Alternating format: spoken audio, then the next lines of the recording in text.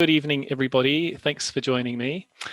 This is a breakout session about future fishing policy. So as I said before, if that's not what you signed up for, you may want to switch sessions. I'll just repeat that housekeeping message. Just a reminder to keep the volume down on the main feed. Otherwise, you'll hear two talks, and to send through any questions on the chat at the end. Do you know how I can at the end of the talk? How I can increase my volume? Do you know how I can increase my volume on this screen?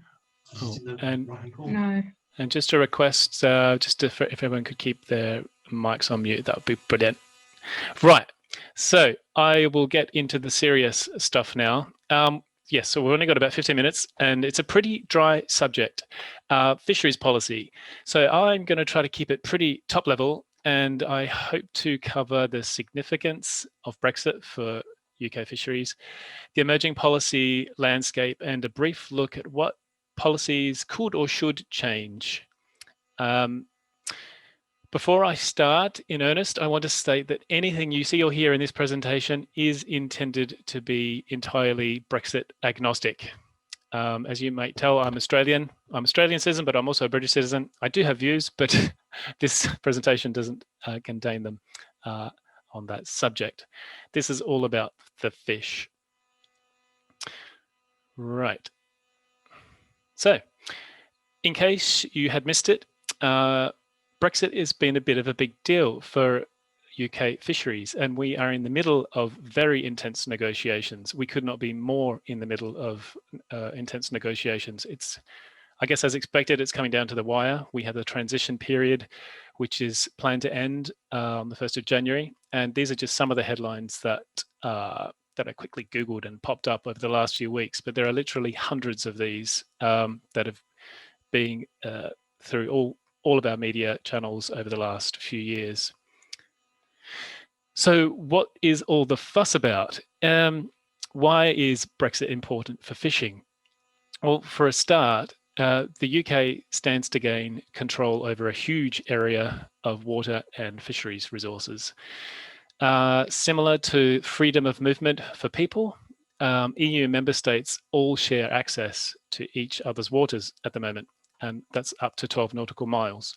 So there's kind of like a freedom of movement for fisheries as well. After the transition period ends on the 1st of January, as planned, the UK will stop automatically sharing access to its waters, which extend out to 200 nautical miles or the midpoint. So I'll get my pointer. And the dark blue represents our territorial waters, and that's out to 12 nautical miles. After the transition period, we'll have control out to this edge of the light blue. So that's our exclusive economic zone. And turn that pointer off. And where was I? So that, as it said on the slide there, that increase in water represents about 295,000 extra square kilometers of sea, and contains about 100 fish stocks that we currently share with the EU. So the EU currently catches about 700,000 tons of fish in those waters. So if the UK does restrict access to these waters, it does stand to gain a fair bit of extra fish.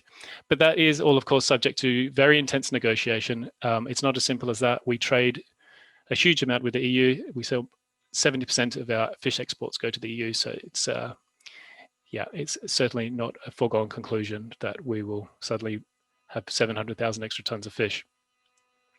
Really importantly, the EU currently manages its shared fisheries resources in its shared union waters under a common policy framework, and that controls how much fish each member state can catch and how they can catch it. And as fish stocks freely move as well, they don't respect boundaries. Having that kind of centralized EU management for shared fisheries resources is actually makes quite a bit of sense and has some really, really good elements that we've seen develop over the last sort of decade or so. But it isn't to say that it can't be improved domestically. And so also from the 1st of January, the EU management will cease to apply formally to UK waters and vessels. So this will be the first time in over 35 years that UK fisheries will not be managed under the EU umbrella, meaning that new laws will be needed in the UK. So new laws, right. At the moment, most of our fisheries laws do stem from the EU. And over the last few years, they've been progressively pulled over onto the UK statute books as retained EU law.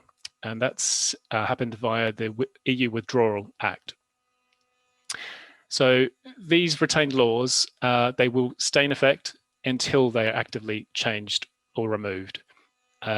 But they are still, they're the law. But as you can imagine, after 35 years of management, there's a huge amount to consider and to figure out what, if anything, should be changed. But work has certainly started on this over the last few years. And to give the governments in the UK the powers to change these retained laws fairly easily, the UK government has developed a brand new Fisheries Act. And that is actually expected to become law. We were expecting it to become law today. It could be in the hands of the Queen as we speak, but if not today, possibly tomorrow or Monday. We'll see. I don't know if the Queen works on the weekend. But the new Fisheries Act, as it will be called, provides the foundations from which to build brand new UK fisheries approaches. And it marks the start of a brand new era of fisheries management in the UK. It has been developed over nearly 3 years. It's been quite tumultuous. There's been a lot of ups and downs. It's been a key area of work for the Marine Conservation Society and our partners, because we've wanted to make sure that the foundations were really as strong and sustainable as possible. And whilst we didn't get everything we wanted, we certainly we did get a lot, and there are some good elements to really work with. It's really important to recognise that in the UK, fisheries management is fully devolved. So that means the 4 countries in the UK, Wales, Scotland, Northern Ireland, and England, have responsibility for managing the fisheries resources in their own waters. And it is very likely that these governments will also introduce their own new fisheries laws in the coming years. So it's a complex picture. So whilst the UK Act applies to all parts of the UK, it is very top level, and it provides the flexibility for the devolved governments to develop their own ways of implementing that law and meeting the objectives of the UK Act. Hopefully you're still with me. Given there is a need for some consistency within the UK, the Fisheries Act introduces a requirement for a joint fisheries statement and fisheries management plans. But the joint fisheries statement in particular, that needs to be mutually developed and agreed by all the different governments in the UK. So that's a really important feature. And that's where the new policies will start to emerge, and that's where we can expect to see some changes from what we currently have in place at the moment. So we have the powers to change and the opportunity to change our fishing policies now, but that doesn't necessarily mean that we will change them or we have to. In fact, the EU would love it if we didn't change our policies at all, and it would make trade with them a whole lot easier. But there is a huge appetite to change, and this is for a lot of reasons, and but it is across all sectors. Not everybody wants the same change, that's for sure, but there's certainly desire to change from the fishing industry, from environmental organisations like ourselves, from parts of the government, certainly from the business community, and importantly, consumers. So everybody wants to see improvements, or what they consider to be improvements. Businesses under the umbrella of the Sustainable Seafood Coalition a few weeks ago wrote to the government asking for improvements to the Fisheries Bill, which will soon become the Fisheries Act. And 70% of the fish buying public think sustainability is important. So we, as the Marine Conservation Society, we want sustainable seafood to be the only choice for consumers, but we do have a way before we get there. Our seas aren't in great shape at the moment. We're failing most indicators for marine health, and commercial fishing has been the leading cause of the loss of marine biodiversity, certainly globally. Our Good Fish Guide, we assess hundreds of different fisheries, and we assess their sustainability, and about 20% of our database is green rated, so that's really good, but about 20% of our database is also red rated. So there's clearly a long way to go before we get everything green rated and sustainable. So we do think a change in approach has never been more needed, but a change in approach has actually never been more possible. Went backwards there. So we have the powers to change. There's a clear appetite to change, but change what exactly? That's the million-pound question.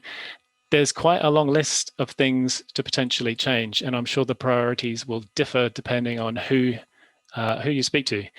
But certainly some key areas for us include ending overfishing, a new discards policy. We have a discard ban at the moment, but it does not work. A fairer distribution of quota, protections for important species and habitats that actually allow for recovery, better monitoring of fisheries with cameras, better stock assessments, better use of real-time management, real incentives that promote low impact and low carbon seafood, and co-management. We do want the industry and everybody to have buy-in and to believe in management measures, and we think co-management has got a really important role to play there. And last but not least, from this list anyway, is integrated ecosystem-based management. So I've rattled through some fairly large issues there, and I imagine I might get some questions about some of those. But don't worry too much, especially if you're not a fish geek and are not familiar with some of the terminology. The one I wanted to focus on was the ecosystem-based management. It's a fancy phrase, but what does it actually mean? Well, that's what it means at the moment for me. It is a yacht floating in the sky. That is supposed to represent the illusion that I think is ecosystem-based fisheries management at the moment anyway.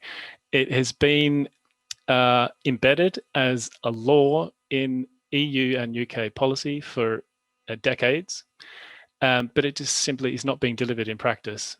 We hear it all over the place, but it is simply not delivered. But what is it? In a nutshell, it's what we are striving for as the fisheries and aquaculture team in the Marine Conservation Society. It's what we are hoping to achieve in the long run.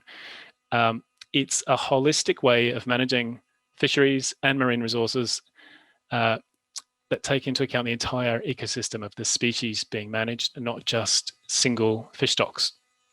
So the goal of ecosystem-based management is to maintain ecosystems in a healthy, productive, resilient condition so they can fulfill their natural roles and also provide the services that we want and need.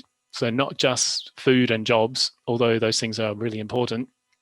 Our seas also store a lot of carbon, a huge amount of carbon that we're realizing. They filter our water, they give us a key source of joy, recreation, basically support life as we know it. So at the moment, we have management goals and laws that relate to the individual components of our marine ecosystem. So we'll have individual plans for fish stocks and separate plans for wildlife and separate plans for habitats. But none of these elements are properly considered together, despite them actually impacting each other. So as a result, the individual goals are not being achieved. So in order to recover our seas and fisheries, we think all of the key elements need to be integrated into fisheries management decision-making processes. Hopefully everyone's still with me. So easier said than done. Fisheries management plans, we think, just might hold the key. Fisheries management plans, a lot of you listening are probably thinking, well, that doesn't sound very exciting. Is that the climax of this talk? Fisheries management plans. They've been around for a long time, used all over the world. But when we look at how they've been used to date in Europe and in the UK, they've been very stock-centric. So they've really just been concerned with managing single populations of fish. You know, take this much fish out and hopefully you've got this much fish left behind. They haven't been very comprehensive, and that hasn't led to the best outcomes for the fish stocks or the marine environment.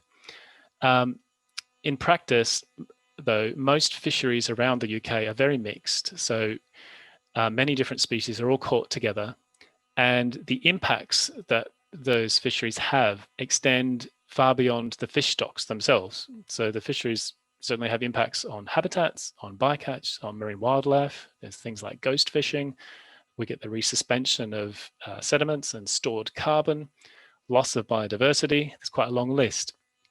But similarly, a lot of the factors that influence the health of the fish stocks extend beyond commercial fishing. So there's coastal development and other forms of habitat alteration. There's fish farming, seabed extraction, there's renewables like wind farms, pollution, warming waters, predator-prey relationships, invasive species is a very long list. So whilst it is actually a very, very complex picture to try to understand how it all impacts the system, we think understanding and accounting for the key interactions is really, really critical, and it's the only way to truly deliver sustainable fisheries and recover our seas properly. So why have we got these flags on the screen? I'm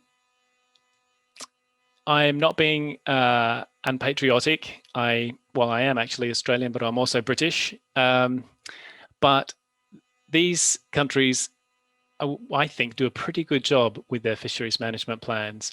They're not perfect, but they are pretty comprehensive, and they do incorporate a wide range of key issues all in the one place under the more or less single decision-making kind of framework. For example, in America, where there are groups of fish stocks that are found together, they need to be managed as a single unit in many cases, or at least very closely linked. And in many management plans over there, non-fishing impacts also need to be considered. So there are some really, really good examples that we can draw from around the world, and we can build on those.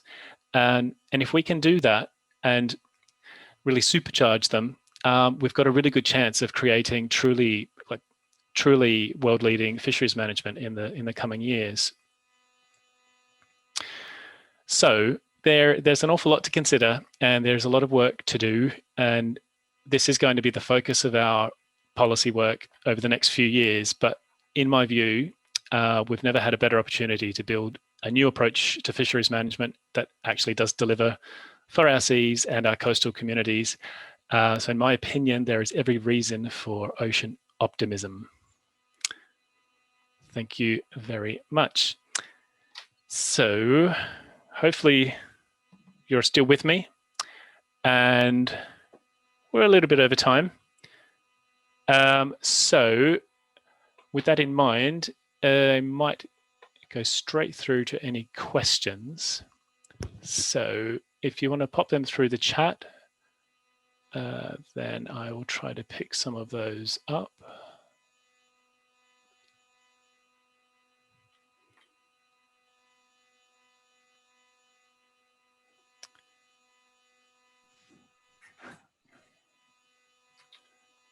If I can get to the chat.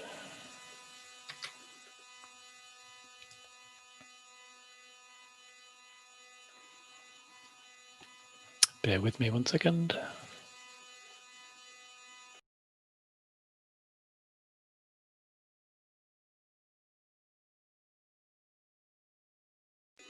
There we go.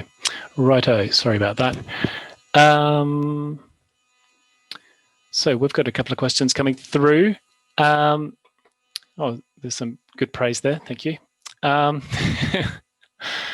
Are there any particular fish stocks we're worried about? We do have a fair few fish stocks that we are worried about. There are several that are depleted, and so they're below their lower biomass limits, which is a real worry. And cod in particular, all around the UK, is in trouble. And we're actually, we spoke to the fisheries minister today, calling on proper recovery plans for things like, for species like cod that are in this depleted state. We want proper plans put in place that not only reduce their catch limits, but also provide complementary management measures to try to avoid them in the first place.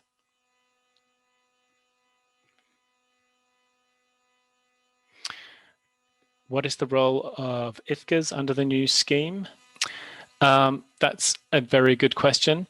So we really like the work of the IFCAs. We think they're a really good example of regional management, and they do a good job of integrating like industry information into decision making.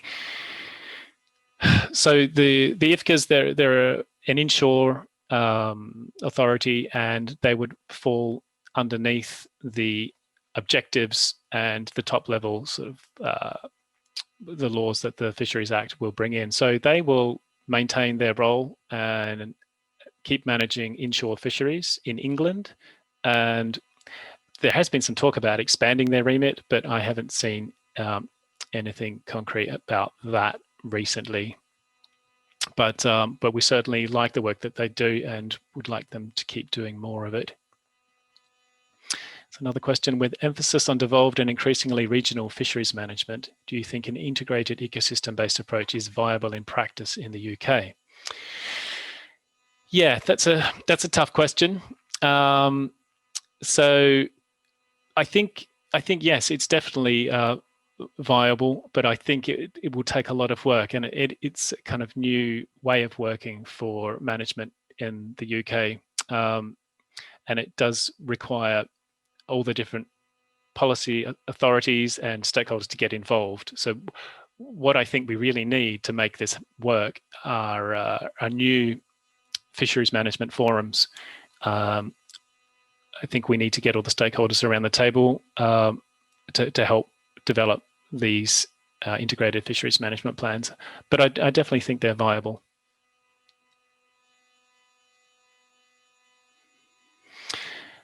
One more question here. With regards to ecosystem-based management and it not being delivered, is it due to a lack of science or management? Probably both.